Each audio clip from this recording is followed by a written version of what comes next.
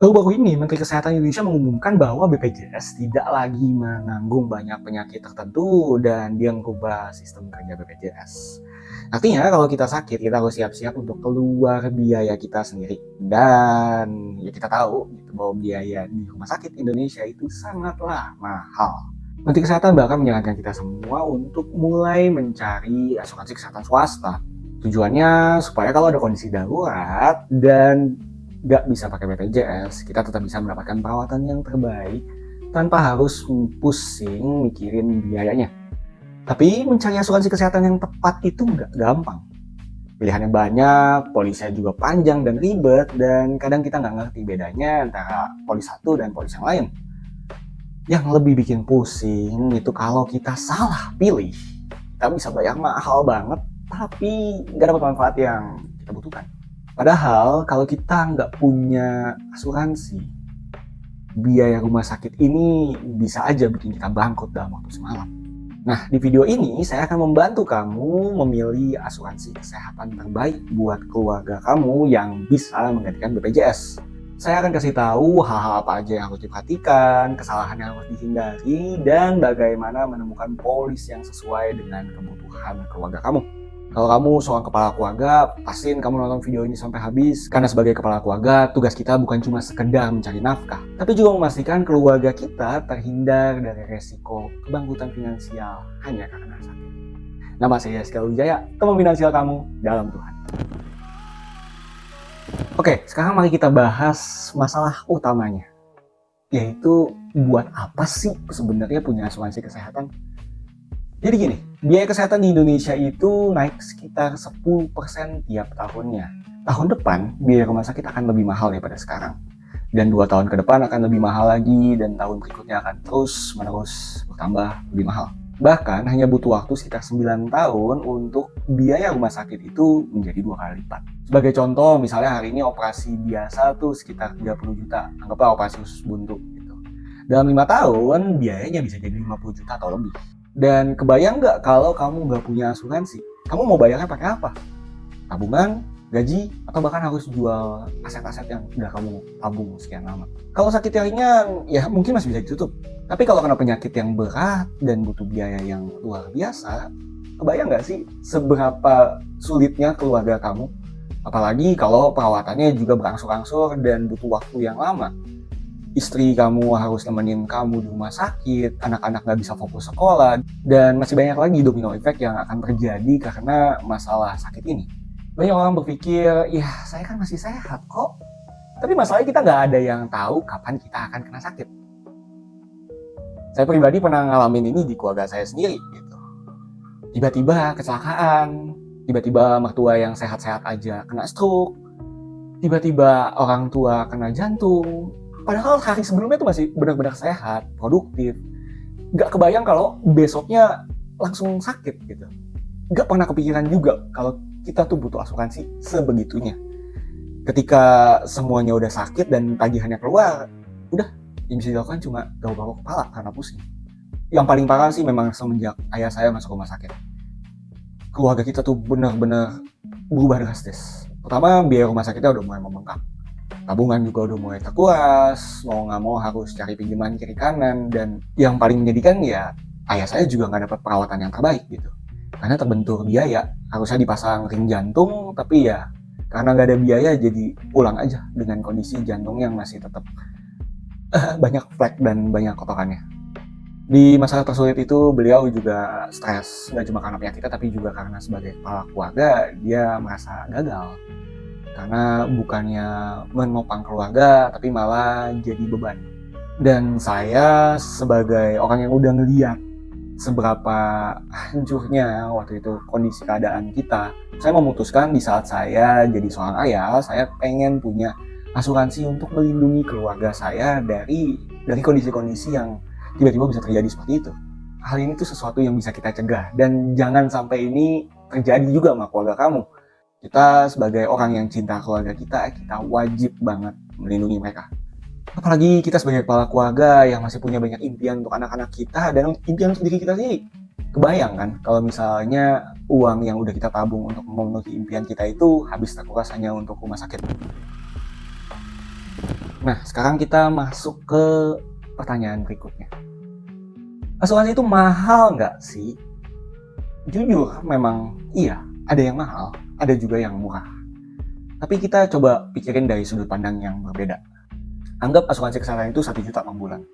Kamu coba bagi itu jadi biaya per hari. Jadi 1 juta dibagi 30 hari, ya kira-kira kamu dapat sekitar 32 ribu, 33 ribu lah. Ini masih lebih murah daripada sekali makan di mall. Tapi efeknya jauh lebih bagus dibanding kamu harus bayar biaya rumah sakit.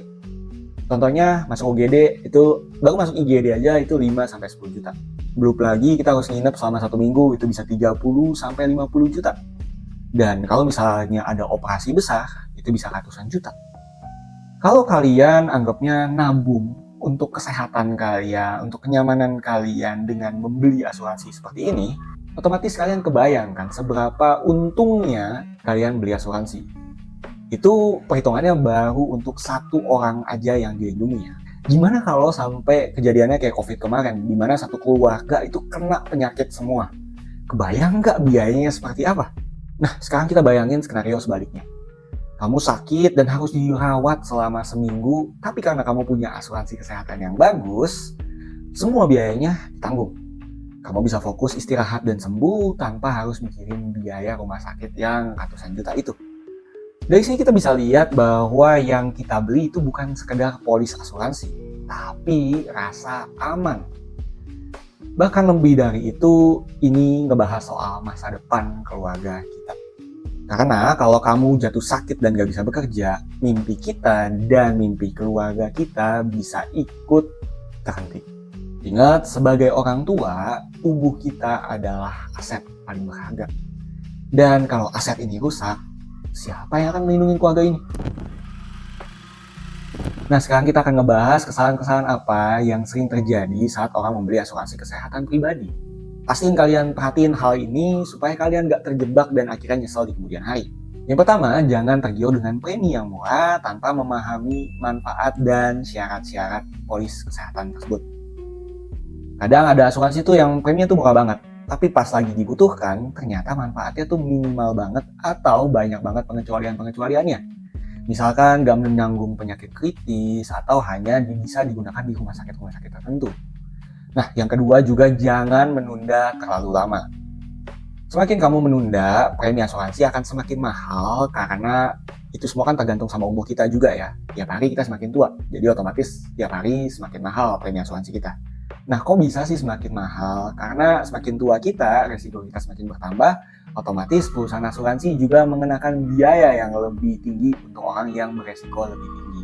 Terus juga semakin kita tua, kita juga semakin rentan sama penyakit. Jadi kalau kita udah kena penyakit, otomatis kalau kita masuk asuransi kesehatan, bisa aja kita ditolak atau penyakit tersebut dikecualikan.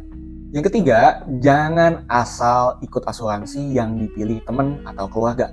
Nah, ini nih yang paling sering terjadi sama orang Indonesia. Kita tuh suka ikut-ikutan. Masalahnya, kebutuhan asuransi setiap keluarga itu berbeda. Pastiin kamu sebelum ambil polis, paham manfaatnya dan perlindungannya itu udah sesuai sama kebutuhan keluarga kamu. Misalnya ya, kakak kamu udah ngambil dari perusahaan A, anaknya dia cuma 1, sedangkan anak kamu 3. Otomatis kebutuhannya pasti berbeda.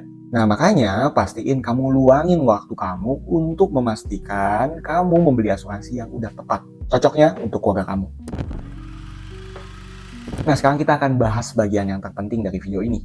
Gimana caranya memilih asuransi kesehatan yang benar-benar sesuai dengan kebutuhan kita. Saya udah rangkum 5 langkah yang bisa kamu lakukan. Yang pertama, kita harus pahamin kebutuhan keluarga kita. Setiap orang pasti punya kebutuhan yang berbeda. Seperti yang tadi udah saya bilang. Ada yang butuhnya rawat inap aja, ada yang juga butuh buat rawat jalan. Ada juga yang butuh manfaat tambahan seperti melahirkan, gigi, dan lain-lain, tapi juga ada yang nggak membutuhkannya. Jadi pastiin itu semua sesuai dengan kebutuhan kamu ya. Minimal aja yang penting kamu punya dulu dan asuransinya itu dari perusahaan yang bagus. Kedua, cek rekanan rumah sakit dari polis asuransi kamu. Pastiin asuransi yang kamu pilih itu bisa dipakai di rumah sakit di sekitar kamu. Jangan sampai pas kamu sakit, rumah sakit yang dituju itu jauh banget dari tempat tinggal kamu. Nah, yang ketiga, pahamin syarat dan ketentuan dari polis kamu. Ini yang wajib banget kalian baca. Banyak banget orang yang males untuk dijelasin dan males untuk baca tentang polis asuransi mereka. Padahal kalau kamu nggak ngerti syarat dan ketentuannya, otomatis kalau kamu salah syaratnya, kamu nggak akan bisa pakai asuransi tersebut. Yang keempat, bandingin beberapa pilihan asuransi. Jangan langsung ambil penawaran pertama saat kamu ditawarin asuransi. Coba kamu cari asuransi lain atau kamu bandingin 2-3 asuransi supaya kamu bisa tahu mana yang sesuai untuk kebutuhan kamu. Dan yang kelima, pastiin asuransi yang kamu pilih itu udah sesuai sama budget kamu. Jangan sampai kamu masuk sebentar, habis itu berhenti karena nggak mampu bayar. Ini yang sering terjadi karena harus kita sadari bahwa biaya asuransi pun tiap tahunnya pasti naik. Jadi kamu harus mempertimbangkan matang-matang supaya kalian di masa depan pun masih tetap bisa bayar asuransi kesehatan kalian. Nah, ini sedikit tips buat kalian. Yang pertama, jangan tunggu sakit baru beli asuransi. Kalau kalian udah sakit duluan, yang ada asuransi kalian akan ditolak atau penyakit tersebut akan dikecualikan. Ujung-ujungnya jadi nggak guna. Kedua, manfaatin asuransi dari kantor kalau udah ada. Ini juga bisa jadi alternatif buat teman-teman yang masih belum punya budget ambil asuransi kesehatan pribadi. Kalau perusahaan kalian kasih asuransi yang berbeda dari asuransi BPJS, ini bisa banget ngebantu kalian. Tapi pastiin juga kalian punya asuransi pribadi. Karena kan kita nggak tahu sampai kapan kita akan terus-menerus bekerja di perusahaan itu, atau kalau misalnya perusahaan tersebut ganti asuransinya, kita nggak tahu apakah asuransi itu bisa dipakai lagi atau enggak sama kita. Nah, yang ketiga, cari asuransi yang fleksibel. Beberapa asuransi sekarang bisa disesuaikan dengan kebutuhan kita, mulai dari wilayah pertanggungannya, mau ditambah asuransi jiwa, mau ditambah penyakit kritis, atau sejenisnya. Kamu pastiin aja yang kamu beli itu udah sesuai dengan kebutuhan kamu dan pahamin apa yang kamu beli. Tips yang keempat itu konsultasi dengan agen yang profesional. Cari agen yang mau ngejelasin dan mau capek untuk ngebantuin kamu. Karena kalau kamu sakit, yang harus ngebantuin kamu itu agen tersebut. Jangan cari agen yang terlalu jauh atau yang nggak ada komitmen. Yang penting pastiin cari agen tuh yang benar-benar jelasin. Nggak cuma jualan doang. Nah, itu semua yang saya bisa bantu untuk kamu bisa nemuin asuransi kesehatan pribadi buat keluarga kamu. Semoga bisa jadi pengganti BPJS dan keluarga kamu bisa terlindungi. Ingat bahwa asuransi kesehatan itu bukan cuma pengeluaran, tapi sebuah perlindungan. Investasi kita atas perlindungan keluarga kita. Kita nggak beli asuransi karena kita berharap sakit, tapi kita tahu bahwa kita pasti akan sakit nantinya. Jangan sampai kesehatan kita jadi penghalang mimpi kita dan keluarga kita. Kalau ada pertanyaan, langsung komen aja, share video ini.